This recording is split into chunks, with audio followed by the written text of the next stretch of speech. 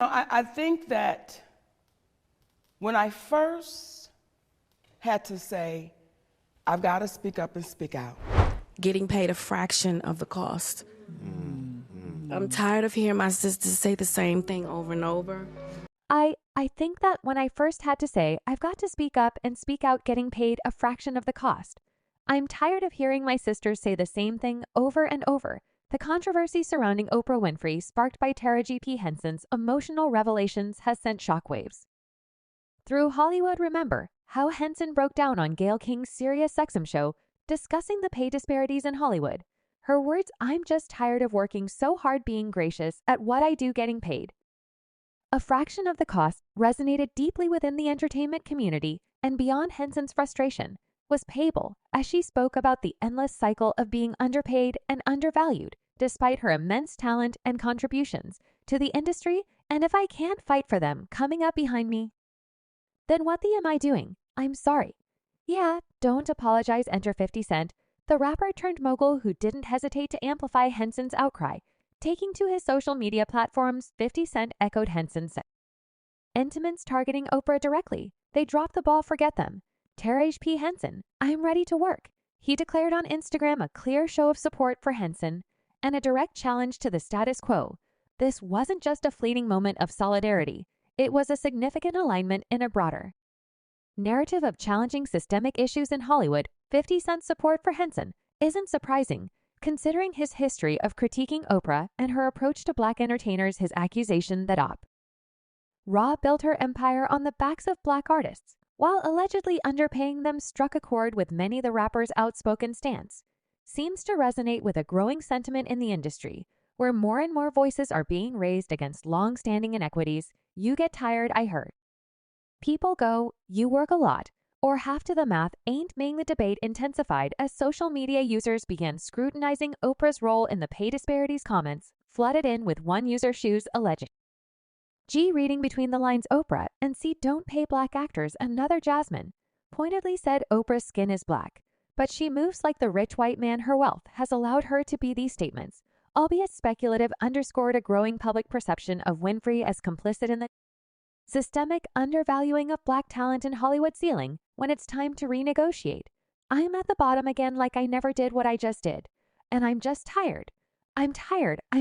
However, not everyone was quick to point fingers at Oprah. Some, like Kiam and Allison Parker, argued that it's the studios, not executive producers like Winfrey, who control actors' salaries. This perspective suggests a more complex and systemic issue at play beyond any individual's direct control. The industry's systemic racial pay disparities aren't new. J. Christopher Hamilton, an assistant professor at Syracuse University, noted that Black actors are often paid less because they are valued less by the industry. This reality, as Hamilton put it, is just how things work. In Tinseltown, McKinsey Company's 2021 report, Our Black Representation in Film and TV, supports this, revealing a staggering $10 billion in untapped revenue yearly due to these systemic barriers. Amidst this controversy, other Black stars, including Gabrielle Union and comedian Robin Teed, have come forward to share their experiences, echoing Henson's frustrations. Union's words, not a damn lie told, and these affirmation to Raji is telling the absolute truth, lend further credibility to the allegations of systemic bias in the industry. But let's delve deeper into the intriguing feud between 50 and Oprah Winfrey, a saga marked by sharp words and unexpected reconciliations. The roots of this discord can be traced back to 50 Cent's initial rise to fame, where his aspirations collided with Oprah's reservations about his music.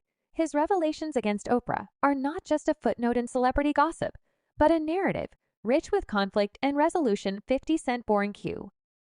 Artist Jackson once aspired to appear on Oprah's show, a symbol of ultimate success, especially in his grandmother's eyes. He envisioned this moment as a testament to his journey from a troubled past in Jamaica, Queens, to a celebrated figure in music. However, Oprah's outright rejection, based on her disapproval of his music's themes, ignited a fire within him every time she made a mention to hip-hop culture. It was something that was wrong with it, and it was something that was on my CD that was the largest debut in hip-hop, turning rejection into rebellion. 50 Cent didn't shy away from publicly challenging Oprah. His actions, from naming his dog Oprah to criticizing her fan base, were defiant gestures, signaling a deep SC resentment. He spoke out, I'm going to be honest with you, I didn't have anything. Against Oprah, you just called up. I'm going to tell you why you named your dog Oprah. Didn't? Yeah, I did. I did Oprah's critique of his music, branding it misogynistic, and violent further fueled this feud. But wasn't just a one-sided battle. 50 Cent's retaliation was a statement against what he perceived as a narrow viewpoint from Oprah, who in his eyes failed to understand the realities his music reflected. The dynamics of their relationship took a dramatic turn, as both icons later reconciled at development as unexpected as their feud. Yet despite this reconciliation, 50 Cent remained firm in his artistic stance. In his book Hustle Harder, Hustle Smarter, he reflects on this saga, with Oprah using it as an example of his ability to navigate and outsmart his environment. His words are, "You going to tell a painter what to paint? I'm an artist. Why am I limited to what you feel should be said?" encapsulate his enduring defiance against any form of artistic censorship. Interestingly, 50 Cent's critique of Oprah extended beyond their personal feud. He accused her of selectively targeting Black men in her documentaries on sexual assault allegations, questioning her silence on figures like Harvey Weinstein and Jeffrey Epstein. Don't understand why Oprah is going after Black men, he posted on Instagram, pointing out a perceived bias in her actions.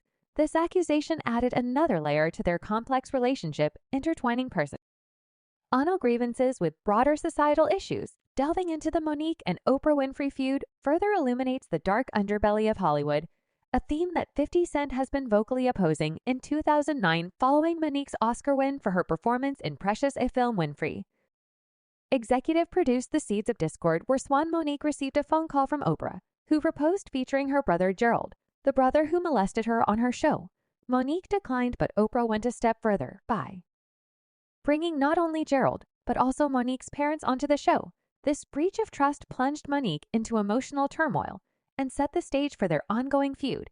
Now I begin to see commercials with my brother, my mother, my father, and my other brother. Fast forward to 2013 at an Oscars party for Lupita Nyong'o, where Monique confronted Winfrey about this deep-seated betrayal. Despite Oprah's apology for offending her, their relationship was irreparably damaged. Monique later claimed that this confrontation led to her being blacklisted in Hollywood, a move she attributed to Winfrey's influence. Tell her I would say, Oprah Winfrey, you know what you need to do, and stop hiding behind what you call was negative comments. The tension escalated in 2018 when Oprah labeled Monique as negative.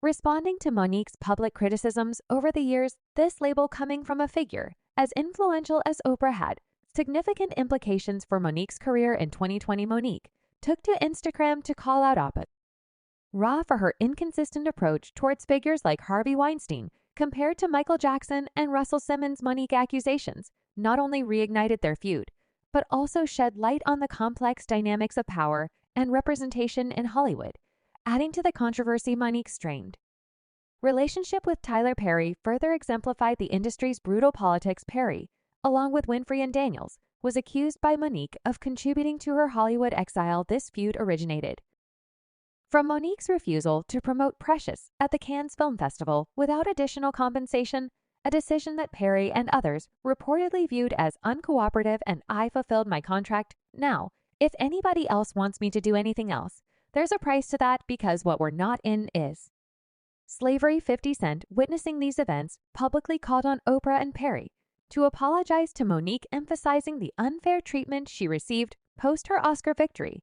He highlighted how Monique's career suffered due to being labeled difficult, a situation he saw as reflective of the broader issues of control and marginalization in the industry. 50 Cent's call to action, urging the Black film community to cast Monique again, was not just a gesture of support, but a challenge to the status quo.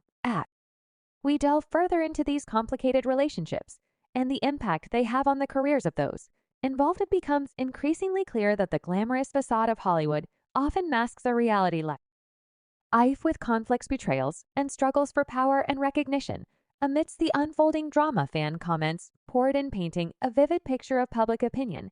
One fan, reflecting on the echoes of the past, pointed out Monique said the same things 10 years ago about Lope, but none of the Black actresses supported her on the issue. This sentiment resonates with the broader narrative, underscoring a historical pattern of overlooked grievances in Hollywood, particularly those voiced by Black actors. Monique's earlier outcry now mirrored by Henson, and others highlights a persistent issue that has long been simmering beneath the surface. In contrast, another comment took a more direct stance against one of the central figures in this saga. The more I hear about Oprah, the more I ID